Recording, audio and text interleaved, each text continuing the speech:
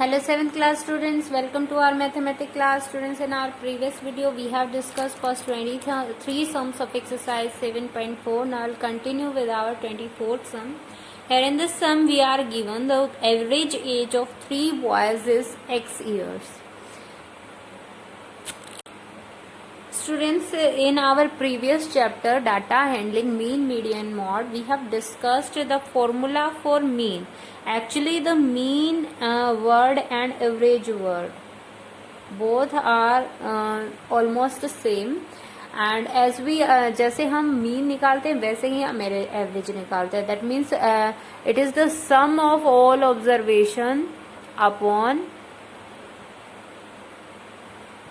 total number of observation. Okay तो यहाँ पे देखिए, अगर हम इस फॉर्मूले के अकॉर्डिंग देखें तो हमें एवरेज दिया गया है. ठीक है, तो एवरेज को अगर हम टोटल नंबर ऑफ ऑब्जर्वेशन से मल्टीप्लाई कर देंगे then we will have the sum of all the observation. Here we are given the average age of 3 boys. So here number of observation are 3. ठीक है, यहाँ पे 3 बॉयज है जिसकी average age is given to be x year. That means the sum of these 3 boys ages will be 3x years. Okay, तो ऐसा ही किया हमने. सम आपका क्या हो गया, नंबर ऑफ जो आपकी एवरेज है उसको हम मल्टीप्लाई कर देंगे. टोटल नंबर ऑफ ऑब्जर्वेशन यहाँ पे 3 है, 3 से मल्टीप्लाई कर दिया, x को will have 3x. This is the sum of the ages of these 3 boys. Now next we are given 4 others is. ठीक है, इन 3 के अलावा 4 बॉयज और दिए गए हैं, उनकी एवरेजेस आपकी क्या है x+7. तो यहाँ पे हमारे पास नंबर ऑफ ऑब्जर्वेशन कितनी हो गए 4. तो इसका सब निकालेंगे, वो क्या हो जाएगा 4 multiply it's average, 4 multiply by x+7. ठीक है, एवरेज 4 बॉयज की आपको दी थी x+7, तो उसका सब निकालेंगे तो ऑब्वियसली हमें इसको जो एवरेज है उसको मल्टीप्लाई करना. Total number of observation that is 4 here. So sum आपका 4 एज इन 4 बॉयज के एजेस का क्या हो जाएगा 4 इंटू x+7. तो in this way we are having the sum of these 3 boys ages and sum of ages of these 4 boys. दोनों का हमारे पास आ चुका है. Next we are given the average age of these 7 boys is 16 years. 7 boys हो गए हमारे पास टोटल, 3 ये 4 ये. इनकी average age is given to be 16 year. And all of you know that average age is the ratio of the sum of all the observation upon the total number of observation. So obviously यहाँ पे सम तो हमारे पास आ चुका है ना. सम हमारे पास क्या है 3 बॉयज का तो 3x है और 4 बॉयज के एजेस का सम है 4 इंटू x+7. इन दोनों को ऐड कर देंगे, will have the total age of these 7 boys. उसको हम 7 है तो ऑब्वियसली 7 से डिवाइड करेंगे then we can find the average of these ages of the 7 students, 7 boys. ठीक है, और वो हमें गिवन है कितना 16. दैट मीन्स हम क्या करते हैं, दोनों के 7 जो है उनका सम निकाला हमने. 3x+3 बॉयज की तो ये सम हो गया, 4 बॉयज का ये सम हो गया, 4 इंटू दोनों को ऐड कर दिया, 7 बॉयज की टोटल एज आ गई है. उसको हम 7 से डिवाइड किया, divided by 7 will get the average and that will be given to be 16. तो हम इसको इक्वेट कर दिया 16 के. This is our equation. ठीक है, तो ये आपकी ऑब्वियसली रैशनल फॉर्म में आ गया ना. 3x upon 4 into x plus 4 into x+7 upon 7. This is find to be 16 upon 1. Now we can cross multiply it. 1 से करेंगे तो ये u का u रहेगा, ये 7 से आ जाएगा. 16 7 से 112. ओके, सो और यहाँ से हम 4 से इनसाइड मल्टीप्लाई कर देते हैं इस टर्म को. 4 into x 4x, 4 into 7 28. Here 3x plus 4x we get 7x. 28 will transpose to other side, it become negative. 112 minus 28 we get 84. 7 is here multiplied, after transposing it goes to division. We will have here x equal to 84 upon 7. 7 से हम cut करेंगे, it goes to 12. So we are having value of x equals to 12 and x was the average age of 3 boys. We are just find to value of x and this is our required value 12. This is our required answer. Now come to our next sum, 25th sum. We are given the sum of two numbers is 99. Okay, सम दिया गया है two numbers का। If one of the number is 20% more than the other, ठीक है, दोनों numbers के में comparison कर रखा है, ठीक है, तो वन ऑफ द नंबर हम कंसीडर कर लेते हैं एक्स, अदर नंबर क्या है हमारा 20% मोर देन। ओके, तो एक्स का 20% क्या होगा 20/100 इंटू एक्स, और उसको उससे मोर, इतना मोर है हमारा नंबर, तो हम एक्स में ये 20% ऑफ एक्स ऐड करेंगे, will get the other number. So both of the number हमें पता चल चुके हैं, x other is x plus 20% of x, that is 20/100 into x, this will be 20 1s are 20, 25s are 100, that is x upon 5, x plus x upon 5, that is we get here 6x by 5. So one of the number is x, other number is 6x by 5. We are given the sum of these two number equal to 99, that is sum, first number is x, next is 6x plus 5. We'll add these two, x plus 6x by 5, and we are given the sum is 99. So this will be equals to 99. Now we can solve easily. यहाँ पे हम क्या लेंगे, LCM है, denominator में 5 है, LCM 5 आ जाएगा, 5 into x we get 5x, 6x here as it is, 5 into 99 है, we'll get here 99 से हमने मल्टीप्लाई में ही रख लिया है 5 को। देखिए यहाँ पे, देखिए हमने केवल एलसीएम हमने एलएचएस का लिया था, आरएचएस का कंप्लीट हमने लिया नहीं है, तो हम ये मेथड अप्लाई नहीं करने की, हम कंप्लीट का निकाले, हम we are taking only LCM of left hand side. यहाँ से देखिए 5x plus 6x we get 11x. Here we are having 11/5 multiplied with x. When we'll transpose to the other side, will have its reciprocal on the right hand side, because it goes to division, division को multiply में लिखते वक्त हम reciprocal लिखते हैं इसका, तो ये पलट जाएगा, उस तरफ जाके reciprocal लिखेंगे इसका, will have here 5/11, 11 1s are 11, 11 9s are 99, so we are having value of x, 9 5s are 45. So one of the number that we have considered x equals to 45, and other number was 6x by 5. So other number will put here value of x 45, 5 9s are 45, 6 9s are 54. One of the number is 45, other number is 54. Now come to our 27th sum. If a boy walk to the school at a speed of 4 km per hour, he reaches the school 10 minutes before school time.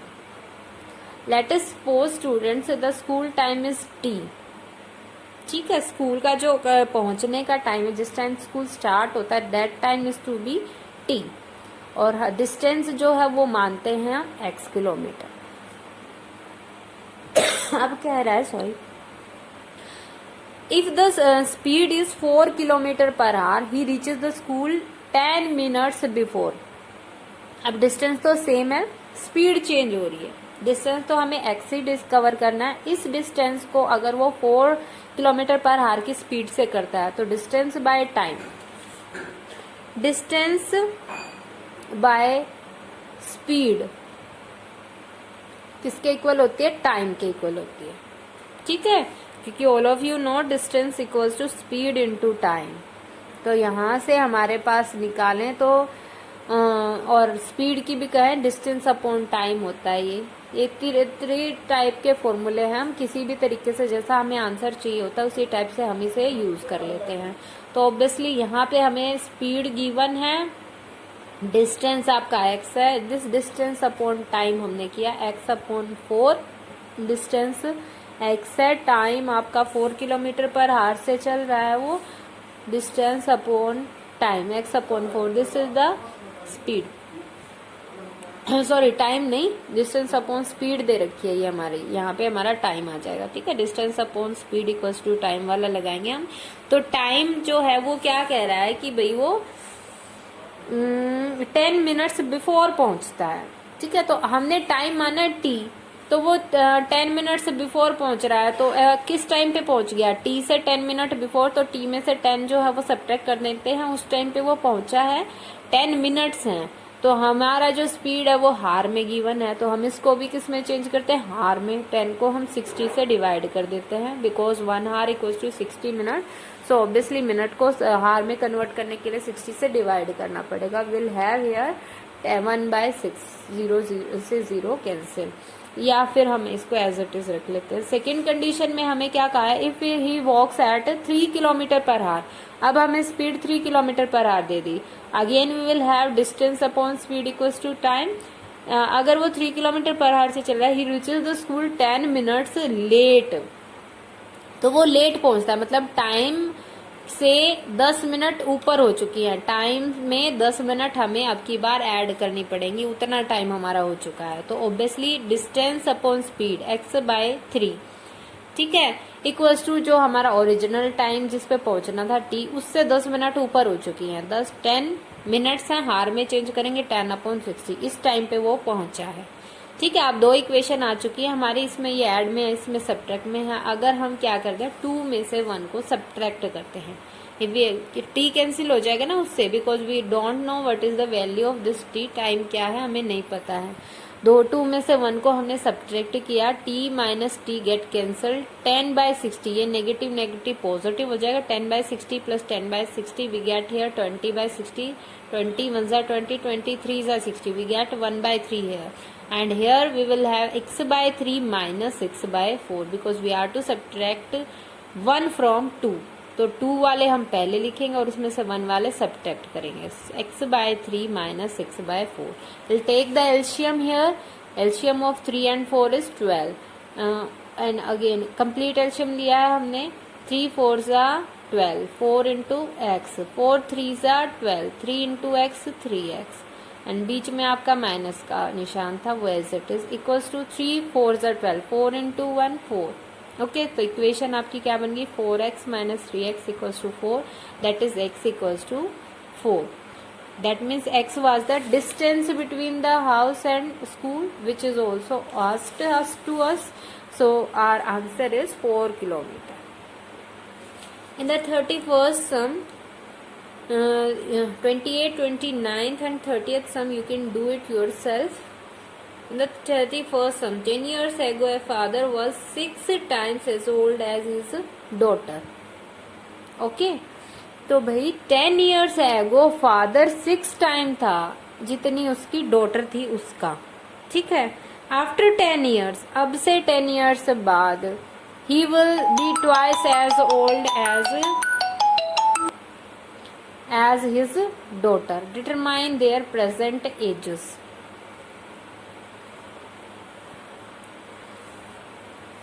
Actual में student 10 year ago 10 year later के बारे में बात किया, तो first of all we are to consider their present ages, तभी हम letter और एगो की एजेस जो है वो निकाल सकते हैं। So let us consider father's present age to be x and daughter's present age to be y. Now 10 years ago father's age will be was x, उससे 10 years पहले की बात हो रही है, तो ऑब्वियसली 10 years कम थी, तो x है प्रेजेंट में, तो 10 years ago कितनी थी, x माइनस 10। सिमिलरली डॉटर्स की एज 10 years ago कितनी थी, y माइनस 10। 10 years ago में आपको कहा है father's age was 6 times the daughter, so daughter's is y minus 10, it's 6 times, 6 into y minus 10 will be equals to father's age 10 years ago, that is x minus 10। ये हमारी first equation बन गई है। Second condition में हमने कहा है after 10 years, after 10 years दोनों की एज निकालें, its age will be x plus 10 father's age and daughter's age 10 years after will be y plus 10। now condition says he will be twice as old as his daughter, that means x plus 10 will be twice of y plus 10। First equation जो हमारी आई थी x, ये वाली x minus 10 equals to 6 into y minus 10, यहाँ से हमने 6 को जो है वो अदर साइड ट्रांसपोज कर दिया। Here it is in multiplication, it will be in division on the other side, so will have x minus 10 upon 6 equals to y minus 10। तो यहाँ से हमने y की वैल्यू निकाल ली है, यहाँ पे देखिए 10 माइनस में, उधर जाके ये प्लस में पहुंच जाएगा, यहाँ से हमने 6 दोनों पे सेपरेट कर दिया, x/6 माइनस 10/6 और ये नेगेटिव है, अदर साइड ट्रांसपोज होके पॉजिटिव हो गया। We have taken the LCM 6 here, minus 10 and 6 tens are 60. 60 minus 10 we get 50/6. It is positive the greater, so our result will be positive. ये हमारी y की value आ चुकी है, ठीक है, ये हम आगे यूज कर लेंगे। After 10 years father age will be x+10 and daughter's age will be y+10। अब यहाँ पे हम जो यहाँ पे जहाँ पे भी y है वहाँ पे हम वैल्यू x+50/6 जो है वो पुट कर सकते हैं। अब according to the question we are given that father was twice age daughter, तो डॉटर की एज y+10 है, इसका ट्वाइस किया हमें तो क्या मिलेगी फादर की age, so x+10 equals to twice of y+10। Now will solve it, 2y+20 we get here, 2 को y से मल्टीप्लाई किया 2y, 2 को 10 से multiply get 20। Now will replace y by its value x+50/6, ठीक है। अब यहाँ से देखिए 2y को हमने ट्रांसपोज किया to the left hand side and 10 को राइट हैंड साइड, ये आपके साइन चेंज हो जाएंगे। y की जगह हमने वैल्यू पुट की है x+50/6, ओके, इक्वल्स टू 10। यहाँ पे देखिए ये हमारा 2 मल्टीप्लाई में है, जब हम ओपन करेंगे 2 3 6 पे कैंसिल हो जाएगा, तो यहाँ से 3 आ जाएगा डिनोमिनेटर में। Will have x minus x+50/3 equals to 10। Will take the LCM 3x minus x minus minus minus minus plus minus minus 50 here equals to 10। 3x minus x 2x minus 50 equal 3 into 10 cross multiply हो जाएगा, ये divide में उधर जाके multiply में 3 into 10 30। 2x ये जो 50 है ये ट्रांसपोज होके इधर positive, 30 plus 50 80, x will be 80/2 because here multiply after going to other side goes to division, 2 40s are 80, so value of x is 40. x was father's percentage, obviously daughter's percentage y की value हमारी क्या है x+50/6। Will put here x value of x 40 here, 40 plus 50/6 90/6 that is 15। Okay, so I hope students you understood all the sums. So today your homework is to solve sums 24 to 32 of exercise 7.4 in your fair notebook. And in the revision work we have revised for first 4 exercises. Now we are to revise exercise 1.5, ठीक है, board मास rule वाले, in your extra notebook. And also complete chapter आपका revise हो जाएगा 1.5 के साथ। आपको जो MCQs हैं चैप्टर फर्स्ट के वो आपको असाइनमेंट नोटबुक में सॉल्व करके प्रैक्टिस करने हैं। It may be test of chapter 1 in your previous next class. Still any problem left, you can ask in your doubt session. Thank you. Have a nice day.